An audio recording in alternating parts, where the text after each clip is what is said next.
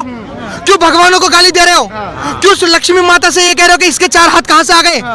हमारे थोड़े से वोट के लिए और थोड़ी सी लाइक के लिए तुम शिवलिंग के ऊपर पैर रखते हो और फोटो खिंचवाते हो, फोटो वायरल करते हो। सिर्फ कुछ लाइक के लिए तुम हमारे भगवान राम की तस्वीरें जलाते हो, सिर्फ कुछ वोटों के लिए। क्या 2024 के इलेक्शन इस बेस पर होंगे कि भगवानों को गाली दो? क्या 2024 के इलेक्शन इस बेस पे होंगे कि तुम किसी की जात को गाली दो? क्या 2024 के इलेक्शन इस बेस पे होंगे कि तुम हिंदू धर्म को गाली दो? तुम उस रामचरितमानस को जला रहे हो और उसके बाद कहते हो कि मेरे से बड़ा कोई हिंदू नहीं।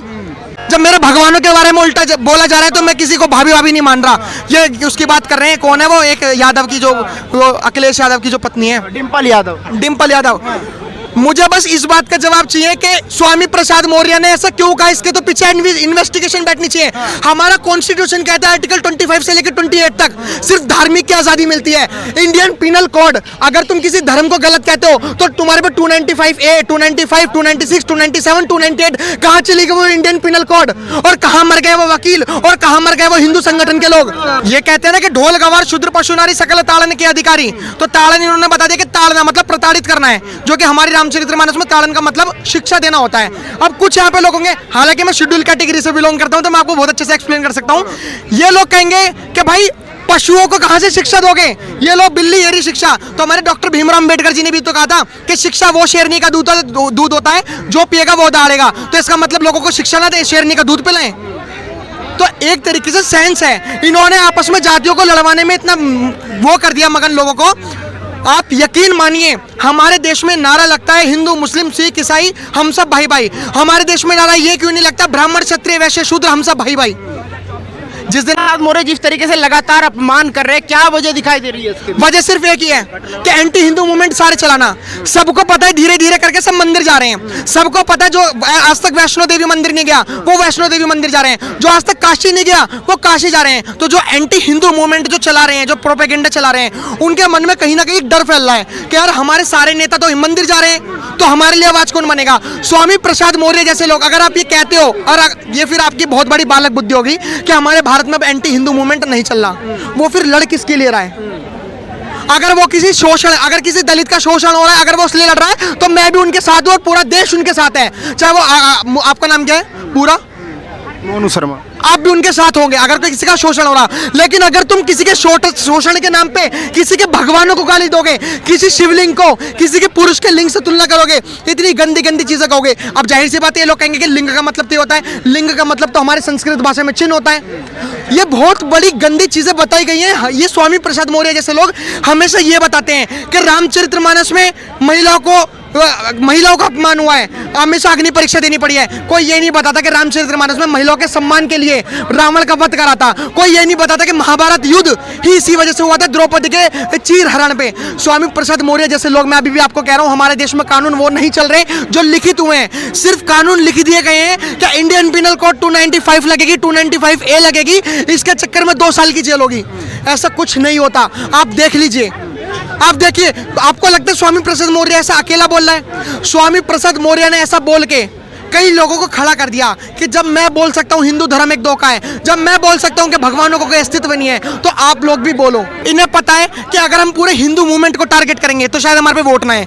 तो मुझे ऐसा लगता है, देखो मैं नॉन ब्राह्मण नॉन क्षत्रिय हूँ, और तो मुझे ऐसा लगता है ब्राह्मण और ठाकुरों को इसलिए ज्यादा टारगेट करते हैं ताकि ये लोग ना, ये 3% है ब्राह्मण, ठाकुर भी 2-3% ही हैं। अगर तुम इन्हें टारगेट करोगे तो मुस्लिमों का वोट बैंक भी तुम्हारे पास है, ईसाइयों का वोट बैंक भी तुम्हारे पास है, दलितों का भी वोट बैंक तुम्हारे पास है, ओबीसी का भी वोट बैंक तुम्हारे पास है। तो कहीं ना कहीं इस चक्कर में लोगों को लड़वाते हैं, और मेरे हिसाब से ऐसा नहीं होना चाहिए। यार तुम एक बात बताओ, जिसने पाकिस्तान ले लिया वो कौन था? जिन्ना था। जिन्ना किस पार्टी से था? कांग्रेस पार्टी से था। सोचिए, जब कांग्रेस पार्टी के 2 दावेदार थे प्रधानमंत्री बनने के, जिन्ना और नेहरू, तो 2 देश हो गए। आज तो 28 दावेदार हैं, तो कितने टुकड़े होंगे?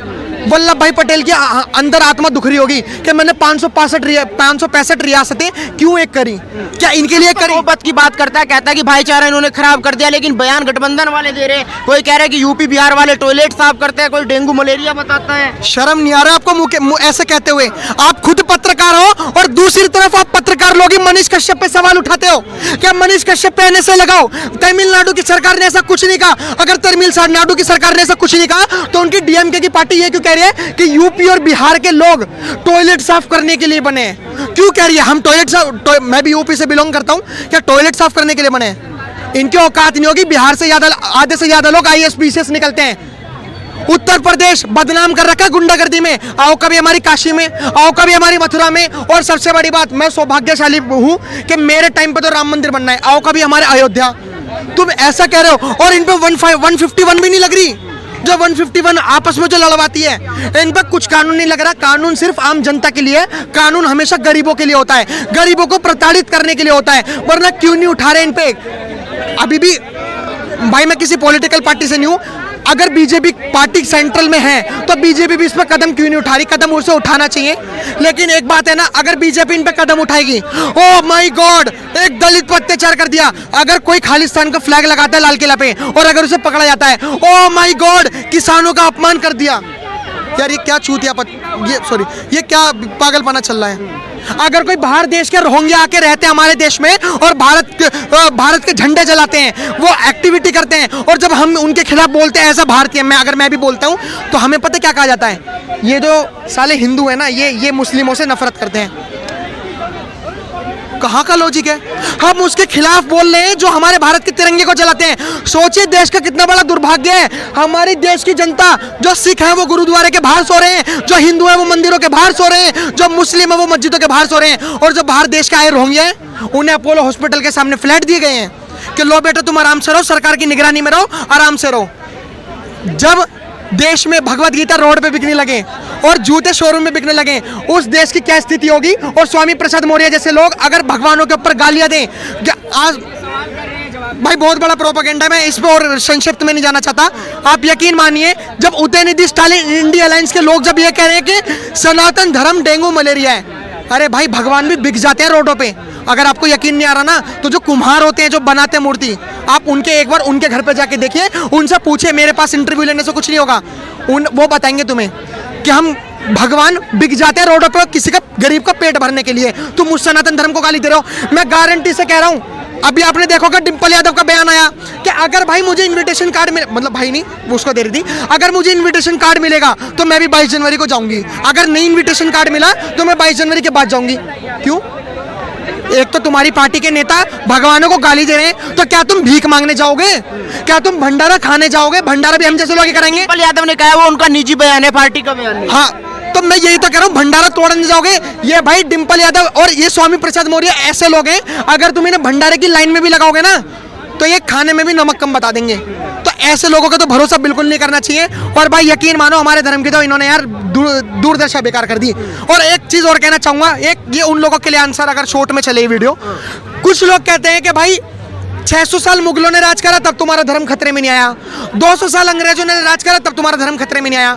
जब 600 साल मुगलों ने राज करा था ना, तो हमारी नालंदा यूनिवर्सिटी जला दी गई थी, आपको पता होगा। 99% सनातन धर्म तो वहीं खत्म हो गया था। और जो मतलब ब्राह्मण कास्ट वाले नहीं, जो मतलब वेदों का जो ज्ञान रखते थे, उनको तो आजादी नहीं थी अपने वेद पढ़ने की। जहां वेद पढ़ते थे वहां उन्हें जान से मार दिया जाता था। तो भाई धर्म तो हमारा शुरू से ही खतरे में था, और अभी भी रियलिटी में यकीन मानना, ये पहल हो रही है कुछ हिंदुत्व को जागने की और जगाने की।